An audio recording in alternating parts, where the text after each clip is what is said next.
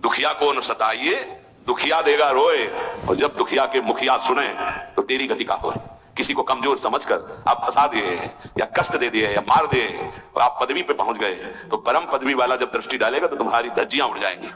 ये बहुत होश में, जो शब्द दूसरे के हृदय में चोट पहुंचाकर परम पद में पहुंचा दे, वही साधु के शब्द होते हैं। उठो, जागो, भूल मत करो। अगर यहां तुम सुखी होने के लिए अधर्माचरण से धन ले लेते हो, चाहे जो हो, तो परिणाम में तुम्हें बड़ा भयंकर दुख भोगना पड़ेगा। इसलिए हम प्रार्थना करते हैं, अंदर की हालत को मजबूत करना है तो दुखियों को मत सताना, निर्दोषों को दंड मत देना, पैसे के लिए किसी को गलत मत फंसाना। चाहे जितना बड़ा अधिकार आपको मिला हो, अधिकार भी एक समय का है, इसके बाद नहीं, फिर तुम्हें जो कर्म का दंड मिलेगा वो भोगना पड़ेगा। त्रिभुवनपति अधिकार प्राप्त है महाराज नहुस को, भूल गए अपने कर्तव्य को और पदाभिमान में गलत आचरण में कदम रख दिया तो अजगर की योनि प्राप्त हुई, भ्रष्ट हो गए देवराज इंद्र पद से। कोई भी पद अगर आप गलत आचरण करोगे तो समय पर जब दंड देगा, पद भी छिन जाएगा, सुख भी छिन जाएगा, परिणाम महान हानिकारक दुखकारक। यदि बहुत जल्दी पवित्र और शुद्ध साधना में समर्पित होना चाहता है तो शरीर और प्राण, इन दोनों को भगवान के चरणों में समर्पित कर दे। हमारी अब जिम्मेवारी खत्म, समर्पित। तो समर्पण भी हमें नहीं आता ना, कैसे समर्पित करें, इसीलिए गुरु रूप में भगवान पधारते हैं। गुरुदेव जैसी आज्ञा करें, वैसे शरीर के आचरण हमारे हों, और गुरुदेव जो हमें नाम मंत्र दे वही हमारी श्वास में चले, तो दोनों समर्पित हो गए, शरीर और प्राण। जब कोई शरीर और प्राण भगवान को अर्पित कर देता है उसे आत्मनिवेदन भक्ति कहते हैं, और आत्मनिवेदन भक्तिवान ही परम पद को प्राप्त होता है, परम रस को प्राप्त होता है। पाई रस भक्ति गुण जुग जुग जग दुर्लभ हो इंद्रादि विधि। ये रस भक्ति तभी प्रकट होती है जब शरीर और प्राण अपने आराध्य देव को समर्पित हो जाते हैं। उपासक जैसे भगवान सच्चिदानंद में है, ऐसे उपासक का भी सच्चिदानंद में स्वरूप होता है। एक बार सत्संग में कहा था कि भगवान नारायण भी तुम बन सकते हो, तो किसी ने कहा था मनुष्य नारायण कैसे बन सकता है? देखो सीढ़ी है, नारायण नर बन सकते हैं ना, सीढ़ी बन गई, उतर गए ना, उसी सीढ़ी में चढ़ जाओ तो नर नारायण बन जाएगा। कैसे प्रमाण? गीध देह तजी धरि हरि रूपा। जब परम सत्कार्य बन गया सियाजू की रक्षा का, तो गीध ने शरीर छोड़ा और हरि रूप धारण करके हरिधाम को गया, नारायण रूप धारण करके। जब अजामिल का शरीर छूटा तो चतुर्भुज नारायण रूप होकर भगवान के धाम। जब धुंधकारी का प्रेत योनि छूटी तो चतुर्भुज भगवान के पार्षद लेने आए थे, चतुर्भुज रूप पार्षद रूप हरि रूप धारण करके भगवान के धाम को चला गया। केवल श्री लांछन चिन्ह लक्ष्मी, वो हर पार्षदों को नहीं होता, नहीं, पूरे जैसे हरि वैसे ही हरि के पार्षद होते। सच्चिदानंद में पार्षद स्वरूप सच्चिदानंद की सेवा में उपस्थित होता है। जैसी श्री जी वैसी श्री जी की सखिया किशोरी मातमारम किमी सुकुमारी नुकले। उपासक अपनी उपासना को चुरा के रखे, नहीं तो कोई चुरा लेगा। हम जो साधना करते हैं किसी को पता नहीं होना चाहिए। हमारा हम कहता है कि हम सबको बता दे, इतने माला जपते हैं, ये करते हैं, ये करते हैं। पूज्य पादुड़िया बाबा कह रहे हैं उपासक अपनी उपासना को चुरा के रखना, ये चुराने की वस्तु है, छुपाने की। कोई जाने ना आप किस कोटि के, जैसे समुद्र की कोई था नहीं ले सकता, ऐसे उपासक की कोई था नहीं ले सकता। सेवा में तुलसी दल 7 दिन तक प्रयोग किया जा सकता है, एक दिन उतार के 7 दिन तक उपासी नहीं माना जाएगा। बिल्व पत्र 5 दिन तक, कमल पुष्प 3 दिन तक, और अन्य पुष्प 1 दिन। आज उतारा आज ही लगाए, आज उतारे हुए कल नहीं चढ़ाए जा सकते। केवल कमल पुष्प 3 दिन तक। अगर अन्य पुष्प है और आज उतार कर कल चढ़ाते हैं तो वो बासी माने जाएंगे, वो श्री जी की सेवा में नहीं आएंगे। उपासक सदैव सतयुग में रहता है। कलयुग उनके लिए है जो संत समागम से दूर है, भजन से दूर है। सतयुग की स्थिति क्या होती है?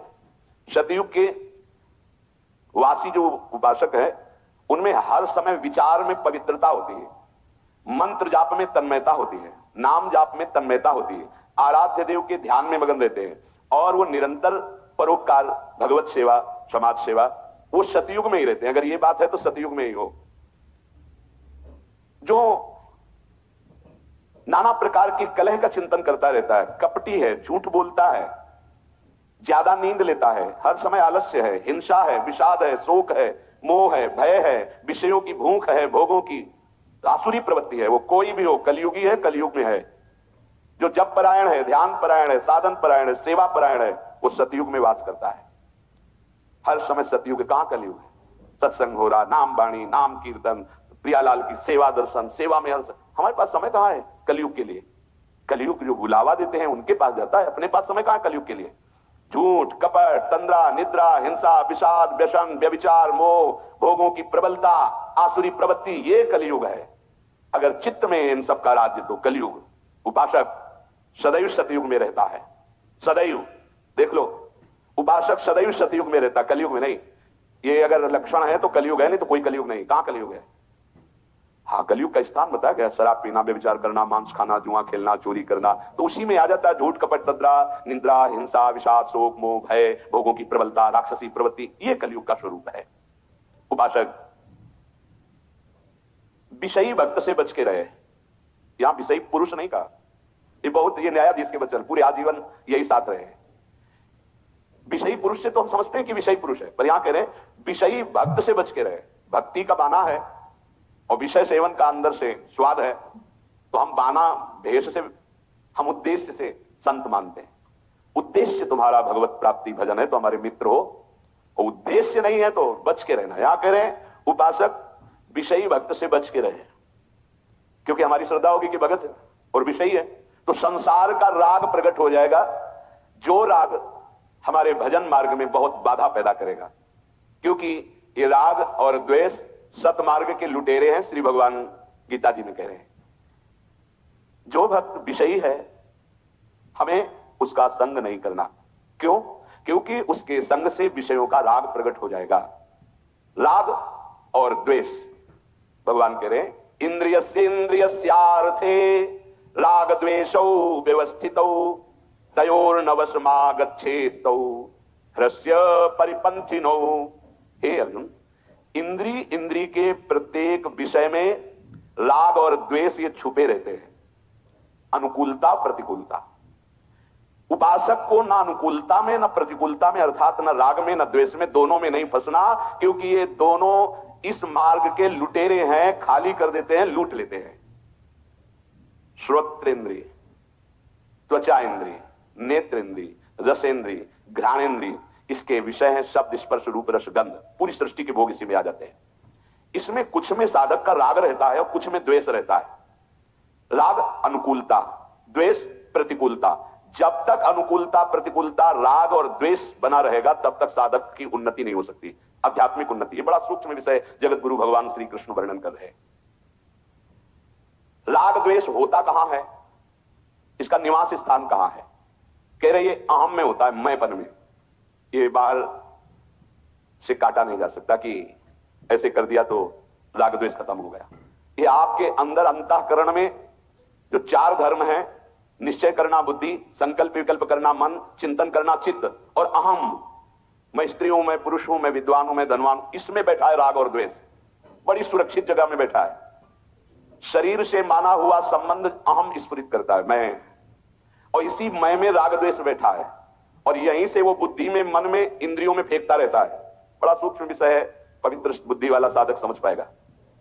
राग द्वेष कहां बैठा है? अहम में बैठा है। मुझे ये पसंद है, मुझे ये पसंद नहीं, मुझे ये अनुकूल है, मुझे ये, मैं, वो शरीर को लेकर बोल रहा है।